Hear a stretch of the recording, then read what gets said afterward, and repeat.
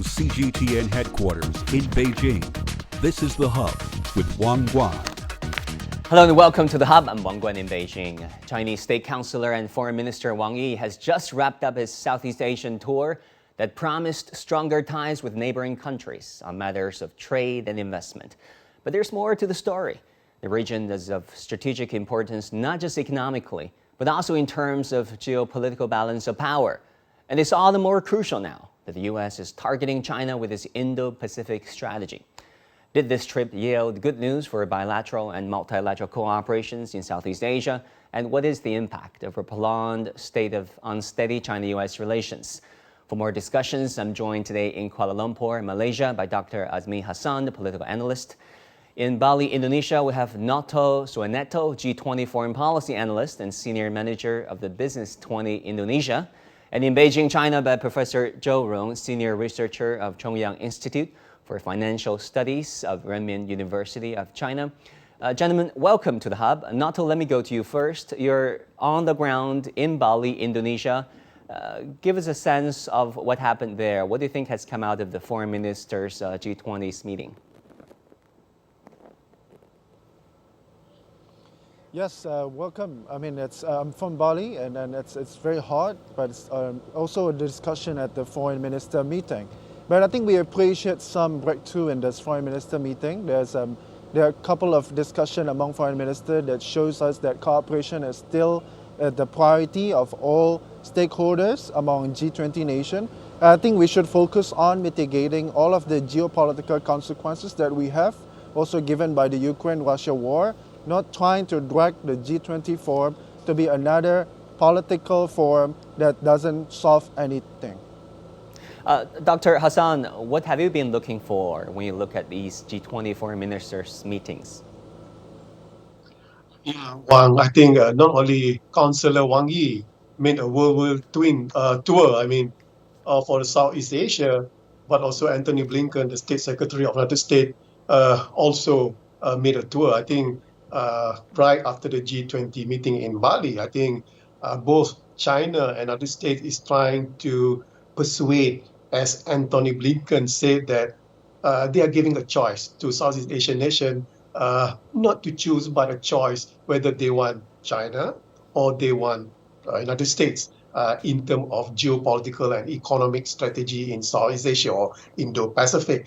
So I think it is very related to G20 meeting, where ASEAN centrality is very critical for both of these superpowers. Wow.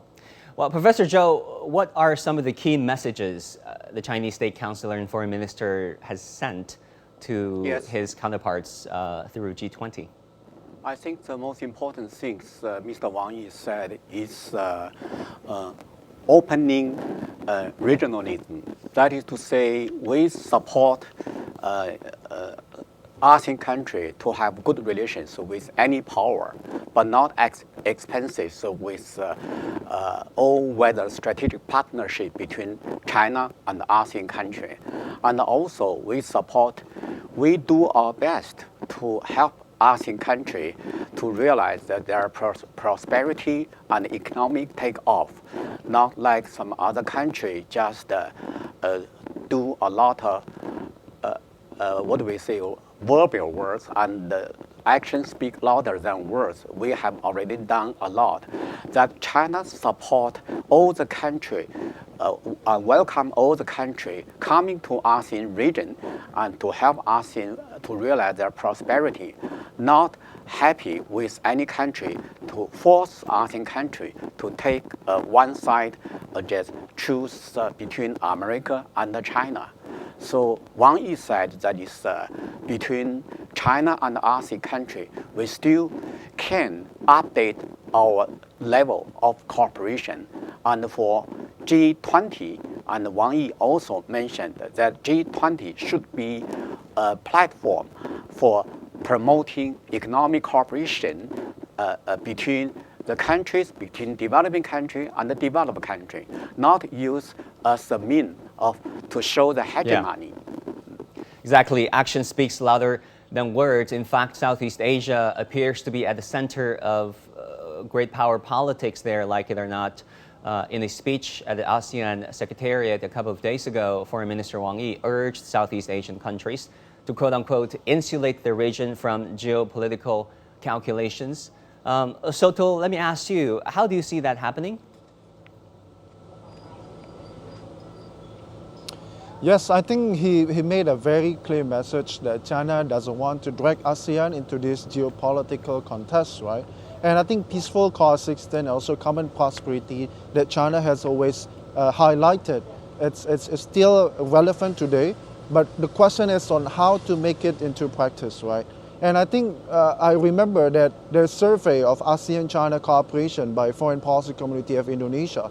I think ASEAN nationals there in the survey put a clear statement that they are worried if China and the U.S. are dragging ASEAN into this geopolitical contest. So the question is how China can help ASEAN to also get out from this contest and focus to at least pursue more on economic growth.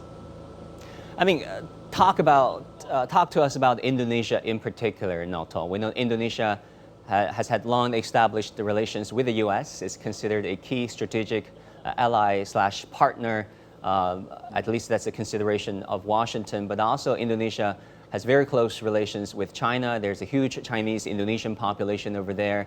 How is Indonesia treading the water, finding the balance between and among the great powers? Well, there is a trend of ASEAN nations, including Indonesia, trying to have a balanced approach in managing their cooperation between U.S., between China, and also other major power, right? And I think this balanced approach is, still the best way for ASEAN nations to deal with this geopolitical rivalry. The balance, it can be more details on security, it can be on economic partnership, but more importantly, which is very much forgotten for major powers, it's the development-oriented cooperation. I think the focus of ASEAN nation now is trying to make people at the front of its economic growth, which is, I think for now, China wins in this case, right? You see how the U.S., for example, they're trying to assert more cooperation socially and in development sector, but still unclear. So ASEAN nation in this case are closer on China on this side. Dr. Hassan, let me ask you the same question. How is Malaysia balancing its relations between Washington and Beijing? Yeah, well, it's not very easy to balance because both superpowers want ASEAN basically, or Malaysia in this case, want to be sided with them.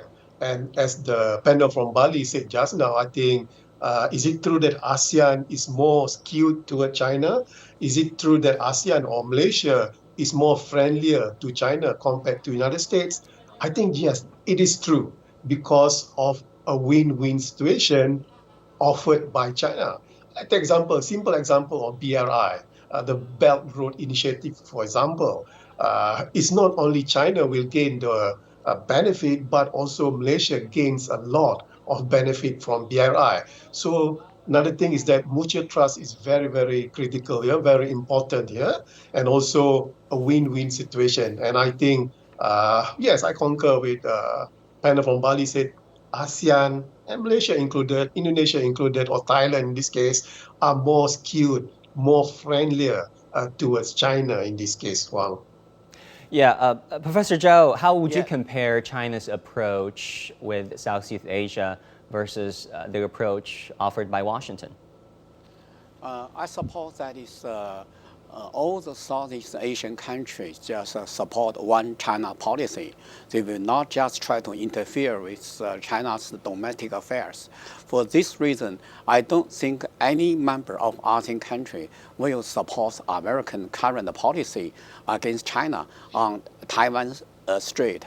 And on the other hand, you see, and the United States try to force China and ASEAN country to exert some special pressures against Myanmar. I think one of the reasons why there is a solidarity within ASEAN members is because ASEAN countries never interfere with any member's domestic affairs. So I suppose that is neither neither Taiwan Strait nor Myanmar's domestic affair is agenda of ASEAN countries. What they care most is something about America should reduce tariff or non-tariff barrel to ASEAN countries to attract more investment from United States, rather than just encourage ASEAN country to be against China and to be involved in Taiwan Strait affairs.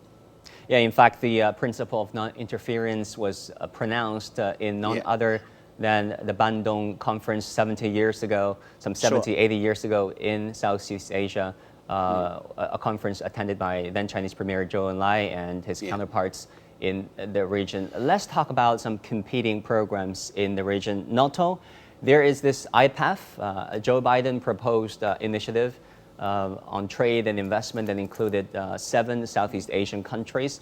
But on the other hand, we know that China and ASEAN signed RCEP, the largest regional trade pact of the world. Are these countries in Southeast Asia under some sort of pressure to take sides? I mean, do you see potential flashpoints, or can both initiatives complement each other, in fact? Right, regarding this IPEF, I think ASEAN countries are still learning on how this is going to moving forward, right? The US side said that IPEF is not a multilateral trade agreement. So we are still considering whether it can be actually compared to other multilateral trade agreements like RCEP, like many other in the region. But my point stands on 3 things. First is that ASEAN needs to be carefully revisit its economic integration, because we don't want to see that this whole trade agreement or economic partnership will eventually complicate the economic ties or the economic integration within ASEAN. That's number 1. And second, you see from IPEF that not all ASEAN countries are involved. We see Myanmar, Laos, Cambodia are not integrated to this IPEF. So the question is that whether they are not capable to join the cooperation, whether it's in digital economy, whether it's in clean energy, or simply because they want to drag this become a political forum because simply they are maybe closer or friendlier to China. So this IPEF needs to be clearly explained and also put into transparency by the US side. Well, Dr. Hassan, to what extent do you think IPEF and RCEP can actually complement each other, and to what extent are they contradicting each other? Well, Wang, I think if IPEF and also RCEP, as you mentioned, and Panda from Bali mentioned, if they can complement with each other, I think it's good. Not only good for ASEAN, it's good for China, it's good for the whole world. But the problem is that I think it's going to be contradicting each other. Let me take an example of a 600 billion fund that was promised during the last G7 meetings by President Biden and the G7 leaders. I think the promise of 600 billion infrastructure project was to oppose or to contradict BRI that was very successfully implemented by China in this case. So I think it's going to be seen again whether IPEF will be contradicting RCEP, for example, or it will be complementing, because IPEF, we still have no idea what are the structure. But again, only 7 ASEAN members are included. What about the other 3? So this is a question, where is the priority of United States? Wow. Yeah, I mean, many policymakers and economists are still figuring out what IPEF is truly about. Is it a proposal? Is it an action plan? Is it a mere school of thought? We're still waiting and seeing. All right, we'll take a short break. Stay with us on The Hub. We hold these truths to be self-evident, that all men are created equal, that they are endowed by their Creator with certain unalienable rights, that among these are life, liberty, and the pursuit of happiness. We are done dying! We are done dying! I know many Americans look around today and see a divided country. Their body, their choice! Their body, their choice! Keep protesting, because keep making your point. I have this fear of what's next. 10 minutes after the start of the parade, at least 6 people were shot and killed, more than 24 injured, ranging in age from 8 to 85. We're the most armed country in world history, and we're one of the least safest. There's nothing guaranteed about our democracy. Nothing guaranteed about our way of life. When I wake up in the morning, I start worrying about bills that need to be paid. I start worrying about how I'm going to, provide for my family. In recent days, there's been reason to think that this country is moving backward, that freedom is being reduced, that rights we assumed were protected are no longer.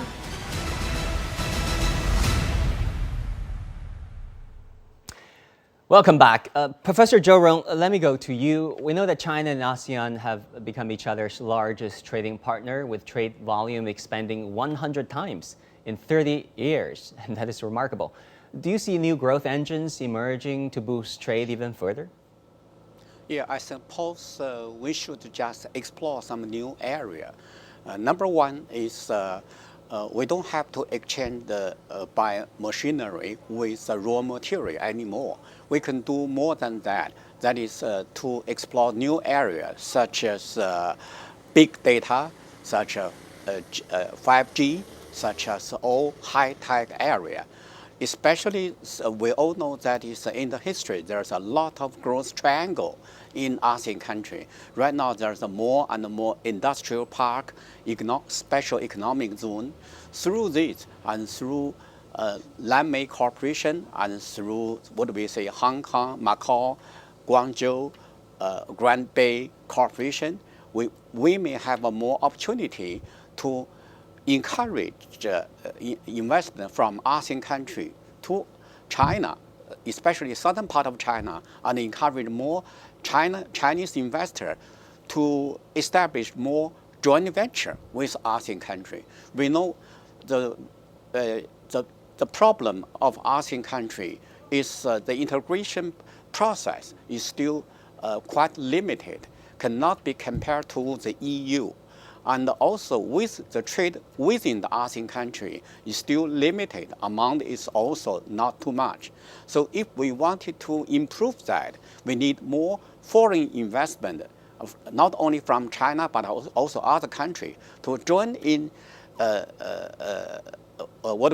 join in the joint venture and to make ASEAN country industry to be updated.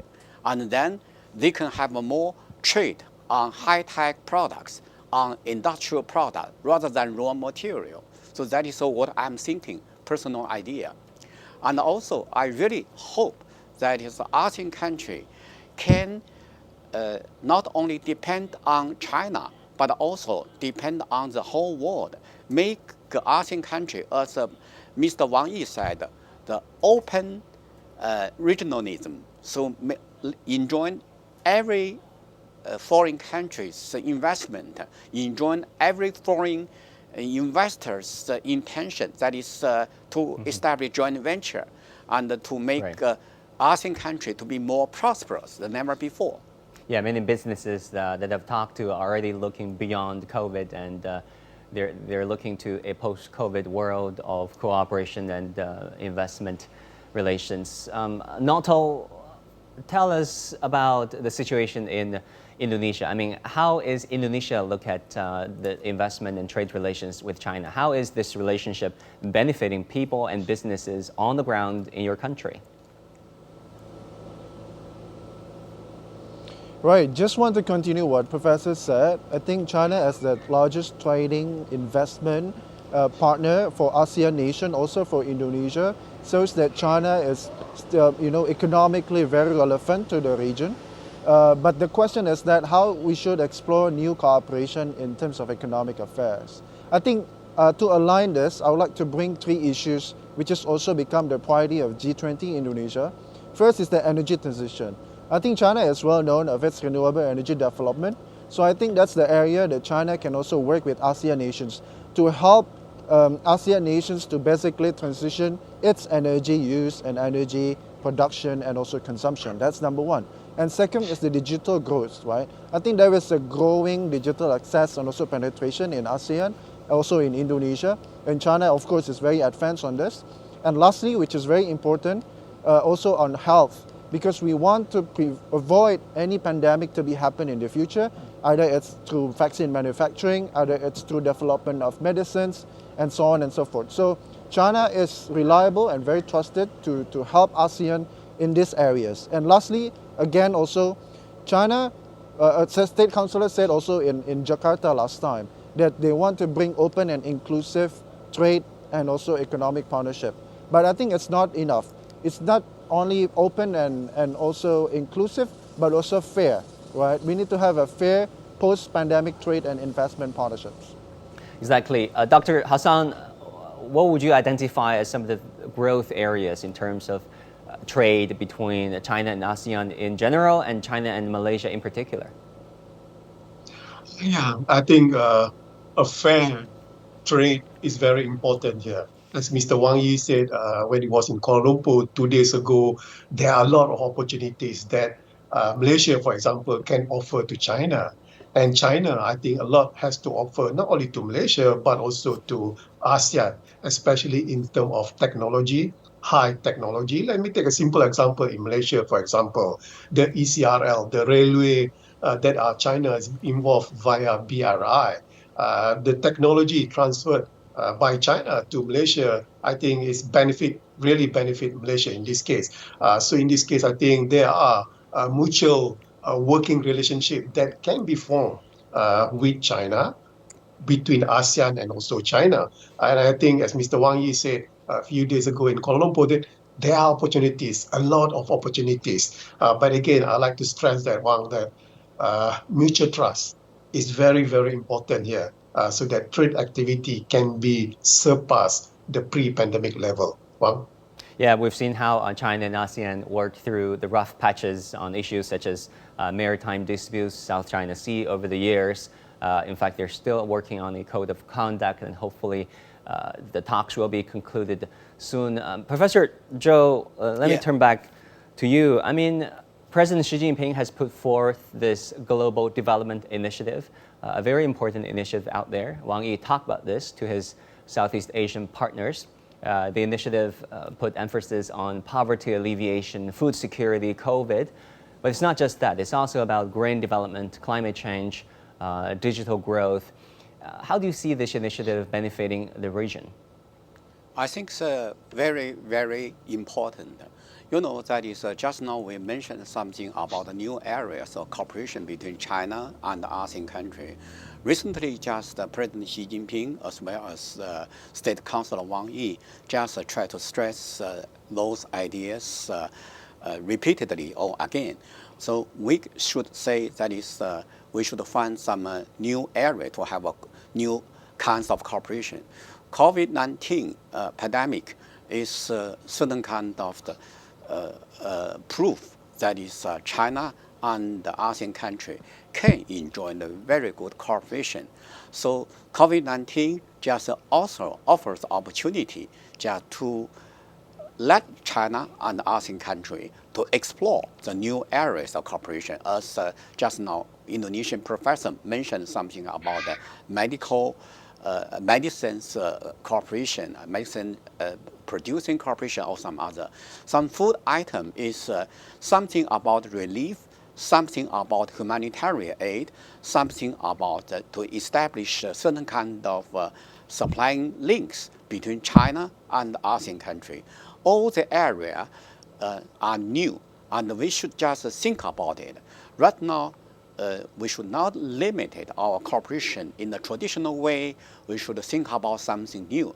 That is always say something about the share the future between we two, between ASEAN country and China. Thank you. Noto, when you look at China-ASEAN relations through the lenses of politics and security, what do you think have been the highlights, but also the challenges, and how the two sides, all sides, are overcoming these challenges over the years? Yes, right now we all know that is American just give a lot of pressures on ASEAN country. Like, although State Secretary Blinken said they don't need to like the ASEAN country choose the side, whether it's they choose America or choose China. But the action is, the actual behavior is, they really want ASEAN country to be pro-America, to get some distance from China. So in this case, we can say they said they will just offered something about the 600 billion US dollars for developing countries' infrastructure project. What about action? Who will contribute to that? Nobody knows that. For ASEAN countries, they enjoy about 310 billion US dollars with China's two-way trade. And they are very happy. China is also very happy. But we cannot see any sense something IPEF have any kind of item on to reduce, to eliminate some tariff barrel or non-tariff barrel. So as I just mentioned earlier, actions speak louder than words. So let's see what America will do in the future. Thank you. Yeah, Antony Blinken is saying that the U.S. is providing Southeast Asia, is not forcing Southeast Asia to choose, but is providing the region with a choice. We're still awaiting to see what that exactly means and transpires into concrete action plans. Noto, let me ask you about this question. How do you look at the sticking points when it comes to security and political relations between China and ASEAN, and how are the two sides working through those sticking points? Yes, I agree with Professor in China saying that I think it's always ineffective to drag ASEAN nation to choose between one side, right? I mean, it's not effective. I remember in December 2022 when the previous foreign minister, state secretary of the U.S., Pompeo, is trying to influence Indonesia and many other ASEAN nations to basically push China in terms of Uyghur Muslims. And it's not effective because I think, again, ASEAN really stand on its centrality and doesn't want to, picking only one side. That's number one.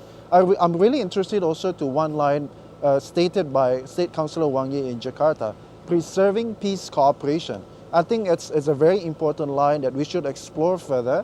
And I think the challenge is that still, whatever China initiated, China is still dragged into polarization and division. Right? So what China needs to prove to ASEAN nation is basically China is a different side. China doesn't want to polarize ASEAN, right? So that's why there is an initiative like the Global Security Initiative, the GSI. Although it's still new and we're still learning about this, but I think this is the platform that China can play and trying to influence ASEAN nation. This is out of geopolitical motives, but this is just for the common security of the region. Dr. Hassan, any final thoughts? Yeah, Wang, when you mentioned South China Sea just now, I just kind of held that. I'm really hoping the code of conduct will be finalized very soon.